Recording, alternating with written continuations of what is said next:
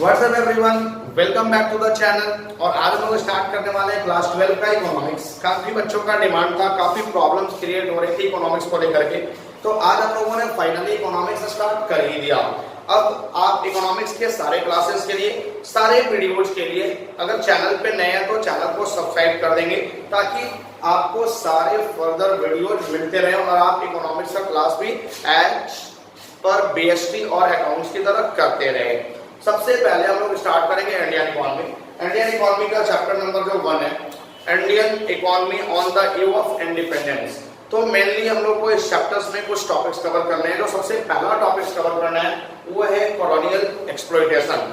Colonial exploitation का मतलब कि किस तरह से ब्रिटिशर्स ने हमारे इंडिया के अलग अलग सेक्टर्स को एक्सप्लॉयट किया, उसको बर्बाद किया। तो इसमें मेजर 3 टॉपिक्स हम लोग को कवर करने हैं। colonial exploitation of agriculture sector, colonial exploitation of industrial sector and colonial exploitation of international trade। तो सबसे पहले हम ये देखेंगे colonial exploitation of agriculture sectors की ब्रिटिशर्स ने किस तरह से इंडिया के एग्रीकल्चर सेक्टर्स को एक्सप्लॉइट किया। अब देखो, इंडिया के most of the people agriculture पे बेस्ड हुआ करते थे, एग्रीकल्चर पे डिपेंड हुआ करते थे। तो ब्रिटिश ने सबसे पहले एग्रीकल्चर सेक्टर्स को एक्सप्लॉइट करा। किस तरह से एग्रीकल्चर सेक्टर्स को एक्सप्लॉइट किया? थ्रू जमींदारी सिस्टम। यानी जो भी इंडिया में एग्रीकल्चर सेक्टर्स को एक्सप्लॉइट किया गया थ्रू जमींदारी सिस्टम। जमींदारी सिस्टम में क्या था कि पूरा का पूरा 3 कैटेगरीज बनाया गया, कन्वर्सन किया गया 3 कैटेगरी में। यानी एक ट्रायंगल बॉक्स बनाया गया जिसमें एक गवर्नमेंट, एक जमींदार और एक टीलर्स को रखा गया। यानी ट्रायंगुलर सेक्टर से बनाया गया, ट्रायंगुलर एक्सप्लॉयटेशन किया गया। यहाँ पे जमींदार किसको आता था? जो ऑनर ऑफ लैंड थे, यानी ऑनर ऑफ लैंड को बोला गया जमींदार। उसके बाद टीलर्स कौन होते थे? जो उस पे काम करते थे, और गवर्नमेंट। तो यहाँ पे जो सिस्टम बना वो गवर्नमेंट जो है वो जमींदार से एक फिक्स्ड रेंट चार्ज करने लगा। यानी जमींदार को एक फिक्स्ड रेंट देना पड़ता था गवर्नमेंट को, और गवर्नमेंट बोला कि आप टीलर से जो चाहे चार्ज कर सकते हैं, जो आपकी मर्जी चार्ज कर सकते हैं, मैं उसमें इंटरफेयर नहीं करूंगा। तो ये जमींदार टीलर से चार्ज करना स्टार्ट कर दिए। यानी टीलर्स लैंड पे काम करते थे, वो कुछ चार्जेस जमींदार को देते थे और जमींदार उसमें से कुछ फिक्स रेंट गवर्नमेंट को दिया करते थे। तो यहाँ पे जो भी पैसा टीलर से चार्ज करते थे जमींदार, उसमें से कुछ पैसा वो फिक्स रेंट के तौर पे गवर्नमेंट को दे देते थे और कुछ पैसा अपने लग्जरियस लाइफ पे ये खर्च कर देते थे। यानी यहाँ पे टीलर्स काम तो करते थे बट इनके पास कुछ भी नहीं बचा। ये एक लैंड लेबरर होकर के रहे, ये बस सिर्फ लैंड लेबरर ही बन के रहे, इनके पास कुछ भी नहीं बचा। क्योंकि इनसे जो पैसा मिलता था जमींदार को, जमींदार उसमें से कुछ फिक्स्ड रेंट गवर्नमेंट को देते थे और कुछ अपने लग्जरियस लाइफ पे खर्चा करने लगे। यानी कि इन्होंने कुछ भी पैसा एग्रीकल्चर सेक्टर्स पे खर्चा नहीं किया, जिसके कारण हमारा एग्रीकल्चर सेक्टर धीरे धीरे एक्सप्लॉइट हो गया, बर्बाद हो गया। नेक्स्ट जो हमारा है colonial exploitation of industrial sector. अब इंडस्ट्रियल सेक्टर्स को किस तरह से एक्सप्लॉइट किया गया? तो हमारा इंडिया जो है वो हैंडीक्राफ्ट पे बेस्ड था। यानी जो भी इंडस्ट्री था वो हैंडीक्राफ्ट पे बेस्ड था। तो सबसे पहले ब्रिटिश ने हैंडीक्राफ्ट को एक्सप्लॉइट किया। अब हैंडीक्राफ्ट को कैसे एक्सप्लॉइट किया? Heavy export duty on handicraft. यानी हैंडीक्राफ्ट पे काफी ज्यादा एक्सपोर्ट ड्यूटी लगाया गया, काफी ज्यादा एक्सपोर्ट ड्यूटी चार्ज किया गया ताकि हम अपने गुड्स को भेज ही ना पाए किसी दूसरे कंट्री में, एक्सपोर्ट ही ना कर पाए। And next, duty free import of British goods. और ब्रिटिश गुड्स को ड्यूटी फ्री इंपोर्ट कर दिया गया। यानी हमारे गुड्स बाहर जा नहीं रहे हैं और उनके गुड्स ड्यूटी फ्री इंपोर्ट होकर के इंडिया में आ रहे हैं। तो जब उनके गुड्स इंडिया में आने लगे तो वहां पे वो मशीन मेड गुड्स थे, हमारे गुड्स उनके सामने कुछ भी नहीं थे। तो फिर हमारे चीजों का यानी हैंडीक्राफ्ट का डिमांड धीरे धीरे क्या हो गया? खत्म हो गया और मार्केट में डिमांड ब्रिटिश गुड्स का बढ़ गया। तो कहीं ना कहीं ये पूरी तरह से हमारे इंडस्ट्रियल सेक्टर्स को एक्सप्लॉइट कर दिया।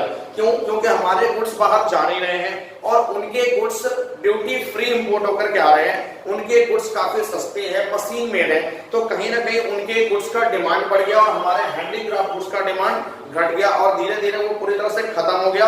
डिमांड सबसे ज्यादा ब्रिटिश गुड्स का होने लगा। नेक्स्ट हमारा है colonial exploitation of international trade. अब एक इंटरनेशनल ट्रेड का एक्सप्लॉयटेशन कैसे किया गया? तो वही डिस्क्रिमिनेटरी टैरिफ पॉलिसी, यानी कि नए नए टैक्स सिस्टम को डेवलप करके, नया नया टैक्स सिस्टम लगा करके डिस्क्रिमिनेटरी टैरिफ पॉलिसी करके कहीं ना कहीं हमारे इंटरनेशनल ट्रेड को खत्म कर दिया गया। अब यहाँ पे हमारा डोमेस्टिक ट्रेड जो बचा हुआ था वो भी खत्म करा गया, वो भी एक्सप्लॉइट कर दिया गया, क्योंकि इंटरनेशनल ट्रेड तो हमारा ऑलरेडी खत्म हो चुका था एक्स्ट्रा हेवी एक्सपोर्ट चार्जेस लगा करके। अब जो डोमेस्टिक बचा हुआ था उसको भी धीरे धीरे करके ब्रिटिशर्स ने एक्सप्लॉइट कर दिया। Duty free export of raw material, यानी यहाँ से जितने भी रॉ मटेरियल है उसको ब्रिटिश यानी ब्रिटेन भेज दिया जा रहा था, वो भी ड्यूटी फ्री, यानी रॉ मटेरियल को एक्सपोर्ट करने पर कोई एक्सपोर्ट चार्जेस नहीं देना, कोई एक्सपोर्ट ड्यूटी आपको नहीं देना है। और वहां से क्या बन के आ रहे थे, फिनिश गुड्स, वो भी ड्यूटी फ्री इंपोर्ट, यानी हमारे रॉ मटेरियल को ड्यूटी फ्री एक्सपोर्ट करके ब्रिटिश भेज दिया गया और वहां से फिनिश गुड्स बनकर के हमारे इंडिया में आने लगा। तो हमारे इंडिया में जैसे ही वहां से फिनिश गुड्स बन के आने लगा, वो भी इंपोर्ट फ्री ड्यूटी, तो कहीं ना कहीं चीजों का डिमांड बढ़ गया, ब्रिटिश गुड्स का मार्केट में डिमांड बढ़ने लगा। तो हमारा जो डोमेस्टिक ट्रेड बचा हुआ था वो भी पूरी तरह से एक्सप्लॉइट हो गया, वो भी पूरी तरह से खत्म हो गया। अब उसके बाद नेक्स्ट टॉपिक जो हम लोगों को कवर करना है वो है features of Indian economy on the eve of independence, यानी कि एक इंडिपेंडेंस के ऊपर जो हमारा इंडियन इकोनॉमिक्स का फीचर्स था वो क्या दिखाती थी, वो क्या एक्सपोर्ट करती थी यहाँ पे। तो सबसे पहला स्टैग्नेंट इकोनॉमी। अब स्टैग्नेंट इकोनॉमी क्या होता है कि on the eve of independence एक स्टैग्नेंट इकोनॉमी सामने आया। स्टैग्नेंट इकोनॉमी क्या है कि हमारे सारे सेक्टर जो थे वो बर्बाद हो चुके थे, हमारा ग्रोथ काफी स्लो हो चुका था या ना के बराबर हो चुका था, यानी हमारा ग्रोथ रेट काफी लो था या ना ही के बराबर था। तो हमारे सारे सेक्टर्स पूरी तरह से एक्सप्लॉइट किए जा चुके थे, हमारे पास कोई सेक्टर नहीं था, कोई भी इंडस्ट्री नहीं था। तो वहां पे जब कुछ लोगों के पास काम नहीं था, कुछ लोगों के पास काम करने के लिए कुछ नहीं था, सोर्स ऑफ इनकम नहीं था, तो हमने काफी पॉवर्टी देखा, वहां पे काफी पॉवर्टी का सामना करना पड़ा, लो स्टैंडर्ड ऑफ लिविंग देखना पड़ा। तो जिस कंट्री में भी काफी पॉवर्टी हो जाता है और वहां पे लो स्टैंडर्ड ऑफ लिविंग हो जाता है तो वो स्टैग्नेंट इकोनॉमी में आ जाती है, स्टैग्नेंट इकोनॉमी देखने को मिल जाता है। नेक्स्ट हमारा क्या है, बैकवर्ड इकोनॉमी। अब बैकवर्ड इकोनॉमी क्या होता है कि हमारा सारे सेक्टर्स को एक्सप्लॉइट किए जा चुके थे, सारे सेक्टर्स को बर्बाद किए जा चुके थे, हमारे यहाँ के लोगों के पास कुछ भी करने के लिए नहीं था, कोई काम नहीं था। जब कोई काम नहीं था तो उनका सोर्स ऑफ इनकम बिल्कुल खत्म था। अब मेनली वो एग्रीकल्चर पर डिपेंड थे, तो एग्रीकल्चर सेक्टर्स को भी पूरी तरह से बर्बाद किया जा चुका था। तो वहां पे किसी के पास कोई काम नहीं था, सोर्स ऑफ इनकम बिल्कुल बंद था, यानी कि वहां पे पर पर्सन इनकम काफी लो हो चुका था, जिसको हम लोग पर कैपिटा इनकम भी बोलते हैं। तो जिस कंट्री का भी पर कैपिटा इनकम यानी पर पर्सन इनकम काफी लो हो जाता है, वो बैकवर्ड इंडस्ट्री, बैकवर्ड इकोनॉमी में चली जाती है, वो काफी बैकवर्ड होते हैं, काफी पिछड़ गए। नेक्स्ट हमारा क्या है, एग्रीकल्चर बैकवर्डनेस। अब एग्रीकल्चर बैकवर्डनेस का मतलब क्या होता है कि हमारे एग्रीकल्चर सेक्टर्स भी पूरी तरह से एक्सप्लॉइट किया चुके थे, वहां पे कोई भी प्रोडक्टिविटी नहीं था, काफी लो प्रोडक्टिविटी था। लो प्रोडक्टिविटी से मतलब क्या होता है कि हमारा पूरा का पूरा सेक्टर जो है वो काम करना बंद कर दिया था, प्रोडक्टिविटी काफी लो हो गई थी, वहां पे प्रोडक्शन काफी लो हो गया था। तो कहीं ना कहीं हमारा जो एग्रीकल्चर था वो भी काफी बैकवर्ड में चला गया था, काफी बैकवर्डनेस एग्रीकल्चर इकोनॉमी बन गया था। नेक्स्ट हमारा क्या है, इंडस्ट्रियल बैकवर्डनेस। अब इंडस्ट्रियल बैकवर्डनेस क्या है कि यहाँ पे कोई भी इंडस्ट्रीज नहीं बची थी, हमारे पास कोई इंडस्ट्री नहीं थे, इंडस्ट्री में कोई पैसा लगाने वाले नहीं थे, नो कैपिटल गुड्स, कोई भी कैपिटल गुड्स इंडस्ट्री हमारे पास नहीं थे, कोई भी हेवी इंडस्ट्री नहीं थे, कोई भी बेसिक इंडस्ट्री हमारे पास नहीं बचे हुए थे और कोई इंडस्ट्रीज में पैसा लगाने वाला भी नहीं था। तो कहीं ना कहीं हमारा इंडस्ट्रियल लाइफ जो है वो काफी बैकवर्डनेस में चला गया, काफी बैकवर्डनेस इंडस्ट्रीज हमारा सामने आया है। नेक्स्ट हमारा क्या है, पुअर इंफ्रास्ट्रक्चर। अब पुअर इंफ्रास्ट्रक्चर से क्या मतलब है कि उस समय on the eve of independence हमारे पास कोई भी सिस्टम्स डेवलप नहीं था, school, college, bridge, dam, roads, hospital कुछ भी डेवलप नहीं था, सारी कंडीशन काफी खराब थी। तो कहीं ना कहीं पुअर इंफ्रास्ट्रक्चर भी देखने को मिल गया था। नेक्स्ट हमारा है हेवी डिपेंडेंट ऑन इंपोर्ट। हम इंपोर्ट्स के लिए पूरा का पूरा किस पे डिपेंड हो गए थे, ब्रिटेन पे, यानी कि हमारे यहाँ कोई भी सेक्टर्स बचा नहीं था, सारे सेक्टर्स को एक्सप्लॉइट कर दिए गए थे। तो कहीं ना कहीं किसी भी गुड्स के लिए या किसी भी इक्विपमेंट्स के लिए हम लोग किस पे डिपेंड थे, ब्रिटेन पे डिपेंड, यानी ब्रिटेन से इंपोर्ट होता था तब हम लोग उसको यूज करते थे। तो कहीं ना कहीं हम दूसरे कंट्री पे या ब्रिटेन पे कंप्लीटली डिपेंड हो गए थे इंपोर्ट के लिए, हमारे पास कोई सेक्टर बचा नहीं था, हमने कुछ भी वहां पे बना नहीं गए थे, तो सबका सब पूरा का पूरा डिपेंड था ब्रिटेन पे। तो ये थे on the eve of independence कुछ फीचर्स। अब उसके बाद हम लोग नेक्स्ट टॉपिक की बात करेंगे, agriculture sector on the eve of independence, यानी on the eve of independence agriculture sectors का क्या सिचुएशन था, एग्रीकल्चर सेक्टर्स क्या दिखाएंगे। सबसे पहला पॉइंट हमारा वही है low production and productivity. Low production and productivity का मतलब क्या है कि हमारे सारे एग्रीकल्चर सेक्टर जो थे एक्सप्लोर हो चुके थे, वहां पे कुछ भी प्रोडक्शन नहीं हो रहा था। और जब प्रोडक्शन का मतलब क्या होता है कि आउटपुट, तो आउटपुट हमारा जनरेट नहीं हो रहा था। और प्रोडक्टिविटी का मतलब होता है capacity of output. Capacity of output का मतलब कि पर हेक्टेयर जो आउटपुट जनरेट होता है that is called the productivity. तो जब हमारा प्रोडक्शन ही काफी लो था, प्रोडक्टिविटी ऑटोमेटिकली लो हो जाएगा, यानी कि प्रोडक्शन और प्रोडक्टिविटी ये दोनों काफी लो हो गए थे। Next, high degree of uncertainty. Uncertainty का डिग्री काफी हाई था। क्यों? क्योंकि कहीं ना कहीं हम कंप्लीटली डिपेंड थे रैनफॉल पे, कहीं ना कहीं हम पूरा का पूरा रैनफॉल पे डिपेंड थे। यानी हमारे पास एक कंप्लीट परमानेंट मींस ऑफ एग्रीगेंस नहीं थे। परमानेंट मींस ऑफ एग्रीगेंस नहीं होने की वजह से हम कंप्लीटली रैनफॉल पर डिपेंड हो गए थे। अगर रैनफॉल सही हुआ, वेदर सही थे, तो हमारा प्रोडक्शन और प्रोडक्टिविटी दोनों बढ़ के चलेगा। बट अगर हमारा वेदर सही नहीं है, रैनफॉल सही नहीं हुआ, तो हमारा प्रोडक्शन और प्रोडक्टिविटी दोनों काफी लो हो जाएगा। क्योंकि यहाँ पे छोटे छोटे लैंड्स बचे हुए थे, तो उसको लेकर के आप परमानेंटली मींस ऑफ एग्रीगेंस नहीं कर सकते हैं। जनरली आप एक पॉइंट पे नहीं आ सकते हैं। नेक्स्ट हमारा क्या है? Dominance of subsistence farming. Dominance of subsistence farming का मतलब क्या होगा कि यहाँ पे लोग बस उतना ही काम कर रहे हैं, उतना ही कमाई कर रहे थे जितना से उनका खर्चा चल सके, जिससे वो खाना अच्छे से खा सके। इतना ज्यादा इनकम उनका नहीं होता था, सोर्स ऑफ इनकम इतना ज्यादा नहीं था कि वो कुछ सेल करके पैसा भी कमा सके, कुछ सेविंग भी कर सके। तो डोमिनेंस सबसिस्टेंस फार्मिंग हो गया था, वहां पे बस उतना ही लोग कमा पाते थे जितना से उनका खर्चा चल रहा था। नेक्स्ट है हमारा A small and fragment land holding। अब वहां पे उनके पास लैंड होल्डिंग जो थे काफी छोटे छोटे थे, वो काफी बिखर चुके थे, टूट चुके थे। उनके पास छोटे छोटे लैंड्स बचे हुए थे, छोटे छोटे टुकड़ों में वो बांट दिए गए थे। तो छोटे छोटे टुकड़ों में वो लैंड से बहुत ज्यादा कुछ नहीं कर पाते थे, बस उतना ही कर पाते थे जितना से उनके घर का, उनके परिवार का खर्चा चल जाता था। Next, land revenue system under the British Raj. अब land revenue system under the British Raj का क्या मतलब है कि यहाँ पर हम लोग बात कर रहे हैं जमींदारी की। यानी यहाँ पे जमींदारी की बात हो रही है कि यहाँ पे जो भी आपका था वो लैंड, वो सबका सब जमींदार के पास पड़ा हुआ था। ब्रिटिश राज सिस्टम के अंदर में वो चल रहा था।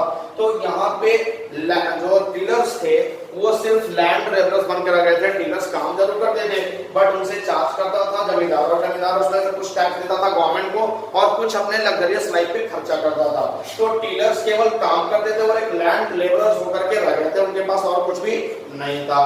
और लास्ट हमारा gulf between owner and tillers. Owner और टीलर्स के बीच काफी डिफरेंस देखने को मिल रहा था कि ऑनर्स जो थे वो लग्जरियस लाइफ जी रहे थे, बट जो टीलर्स थे वो काफी परेशानी में थे, काफी पॉवर्टी लाइफ जी रहे थे, उनके पास कुछ भी नहीं था। इवन कभी कभी तो वो भूख से भी मर जाते थे। तो ये सिचुएशन था हमारे एग्रीकल्चर सेक्टर्स का on the eve of independence. अब लास्ट टॉपिक जो आज के वीडियो में हमने कवर करना है वो है industrial sector on the eve of independence. यानी एक ब्रिटिश के द्वारा इंडिया के इंडस्ट्रियल सेक्टर्स को किस तरह से एक्सप्लॉइट किया गया, किस तरह से धीरे धीरे करके उसको बर्बाद किया गया। यानी सिंगल लाइन में हम बोले तो systematic deindustrialisation. Systematic deindustrialisation का मतलब क्या हुआ कि इंडस्ट्रियलिस्ट को इस तरह से एक्सप्लॉइट किया गया कि एकदम सिस्टमैटिक तरीके से एक्सप्लॉइट कर दिया गया कि फिर से वो राइट ही ना कर सके। अब दो तरीके से उसको डी इंडस्ट्रियलाइज किया गया। डिग्री ऑफ हैंडीक्राफ्ट के जो हमारे हैंडीक्राफ्ट थे उसको पूरी तरह से खत्म कर दिया गया, हैंडीक्राफ्ट कुछ बचा ही नहीं। और block growth of modern industry, यानी मॉडर्न इंडस्ट्री के ग्रोथ को इस तरह से रोक दिया गया कि वो कभी फिर ग्रोथ कर ही नहीं पाए। अब मॉडर्न इंडस्ट्री वहां पे देखने को क्यों नहीं मिलता था, क्योंकि हमारे इंडिया में कुछ फ्यू इंडस्ट्री ही बचे हुए थे और वो फ्यू इंडस्ट्री में हमारे पास कोई कैपिटल गुड इंडस्ट्री नहीं था, हमारे पास कोई हेवी इंडस्ट्री नहीं था, कोई बेसिक इंडस्ट्री नहीं था। और जो गवर्नमेंट था वो भी मेनली कम्युनिकेशन पे, पावर जनरेशन पे, रेलवे पे और पोर्ट वगैरह पे खर्चा कर रहा था। यानी बस उसका फोकस केवल इन्हीं 3-4 चीजों पे था। मेक इंडस्ट्री पर उसका कोई फोकस नहीं था। तो हमारे मॉडर्न इंडस्ट्री का ग्रोथ कंप्लीटली रुक गया, मॉडर्न इंडस्ट्री का ग्रोथ देखने को ही नहीं मिला। नेक्स्ट हमारा हैंडीक्राफ्ट। हैंडीक्राफ्ट को किस तरह से खत्म किया गया, किस तरह से एक्सप्लॉइट किया गया?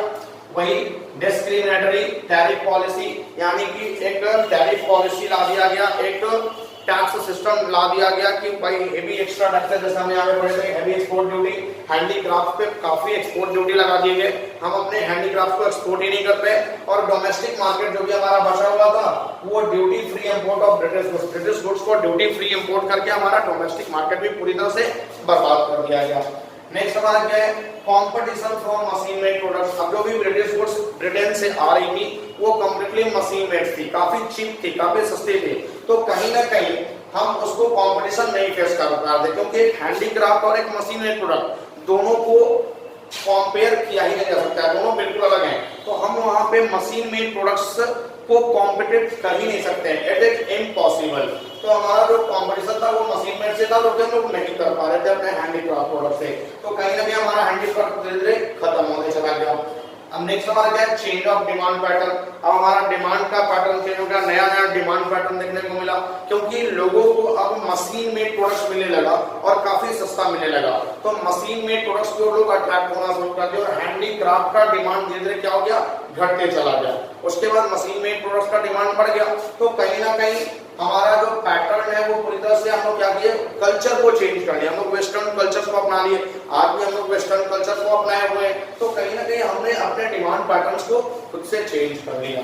नेक्स्ट हमारा क्या है, इंट्रोडक्शन ऑफ रेलवे। अब उस समय गवर्नमेंट रेलवे का इंट्रोडक्शन तो की, बट वो इंट्रोडक्शन रेलवे का जो उससे हमने कोई बेनिफिट नहीं लिया, वो ब्रिटिश के बेनिफिट्स के लिए ही था, हमारे बेनिफिट्स के लिए कुछ भी नहीं था, क्योंकि ब्रिटिशर्स इसको यूज करते थे रॉ मटेरियल को एक्सपोर्ट करने में और फिनिश गुड्स को इंपोर्ट करने में, तो ये भी हमारे बेनिफिट के लिए नहीं था। आज भले ही हमारे बेनिफिट के लिए, बट उस समय on the eve of independence ये हमारे बेनिफिट्स के लिए बिल्कुल भी नहीं था।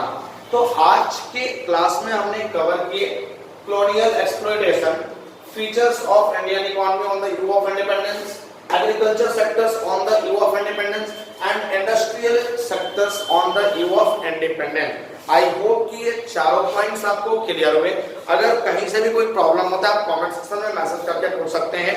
प्लेलिस्ट में आपको इसका वीडियो मिल जाएगा, आप वहां से भी चेक कर सकते हैं, और उसके बाद भी अगर कोई प्रॉब्लम होता है तो आप हमारे व्हाट्सएप ग्रुप में जुड़ करके व्हाट्सएप ग्रुप में मैसेज कर सकते हैं, वहां से आपको सारे सॉल्यूशन मिल जाएंगे। तो आप इसका नोट्स भी साथ साथ बनाते रहिए ताकि एक अच्छा नोट्स आपका बन जाए, एग्जाम के प्रिपरेशन के लिए आपको हेल्प करे। और उसके बाद इसका नेक्स्ट जो टॉपिक है हम लोगों का वो हम लोग लेकर के आएंगे कल के वीडियो में, तो कल के वीडियो का वेट कीजिए, बाकी का टॉपिक इसका कल के वीडियो में मिल जाएगा। वीडियो को लाइक और शेयर करना मत भूलिएगा।